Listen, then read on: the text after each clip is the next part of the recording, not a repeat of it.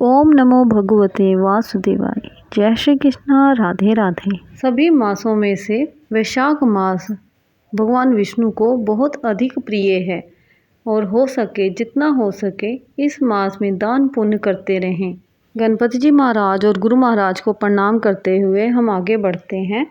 वक्रतुंड महाकाय सूर्यकोटि संप्रभ निर्विघ्नं कुरु मे देव सर्वकार्येषु सर्वदा।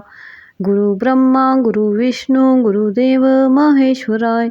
गुरु साक्षात परब्रह्मा तस्मै श्री गुरु में नमः। वैशाख मास महात्म्य कथा 14वां अध्याय। तदंतर राजा मैथिल पूछने लगा, हे महाराज, वैशाख के जो धर्म आपने वर्णन किए हैं वे बड़े सुलभ हैं और उनसे विष्णु भगवान प्रसन्न होकर तत्काल अर्थ धर्म काम मोक्ष प्रदान करते हैं। ऐसे वेद विहित धर्म संसार में ज्ञात नहीं है। ये क्या बात है, मुझसे कहिए।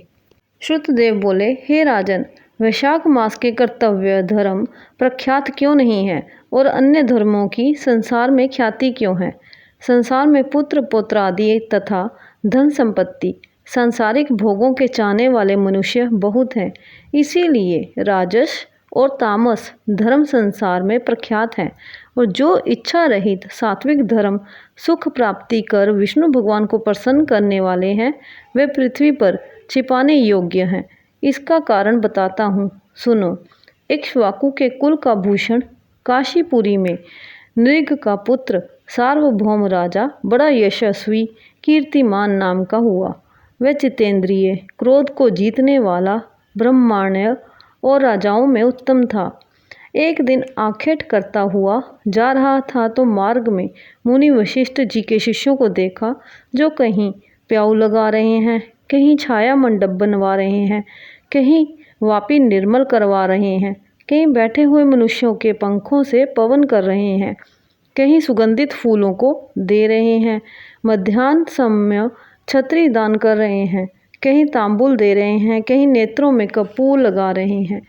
ये देख राजा ने पूछा कि तुम कौन हो और ये क्या कर रहे हो? वह बोले, हम वैशाख में कर्तव्य धर्मों को गुरु वशिष्ठ जी की आज्ञा से कर रहे हैं, जिनके करने से धर्म अर्थ काम और मोक्ष मिलता है और विशेष फल तुम गुरु जी से जाकर पूछो। ये सब सुन राजा वहाँ से तत्काल चल दिया और वशिष्ठ जी के आश्रम में पहुँचा। राजा गुरु वशिष्ठ जी को प्रणाम कर और वहाँ बैठ कहने लगा कि हे मुनीश्वर, मैंने मार्ग में आपके शिष्यों को शुभ कर्मों को करते देख उनसे पूछा कि ये क्या और क्यों किस फल के निमित्त कर रहे हो। तब उन्होंने मुझे आपके पास भेजा है और कहा है कि हमें बताने का अवकाश नहीं, गुरु जी के पास जाओ। इसीलिए मैं आपके पास आया हूँ कि आपसे इन धर्मों को सुनूं।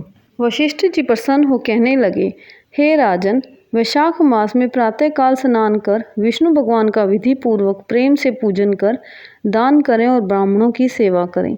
ऐसा करने से जगन्नाथ भगवान प्रसन्न होते हैं। इसलिए तुम अपने राज्य में भी जहाँ जो कोई वैशाख धर्मों को ना करे उसे दंड दो। इस प्रकार वशिष्ठ जी से वैशाखोक्त सब धर्म सुन भक्ति पूर्वक उनकी पूजा कर अपने घर चला आया और सभी धर्मों का देव देव निरंजन केशव भगवान में बड़ी प्रीति करने लगा। वैशाख मास महात्म्य कथा 14वां अध्याय संपूर्णम।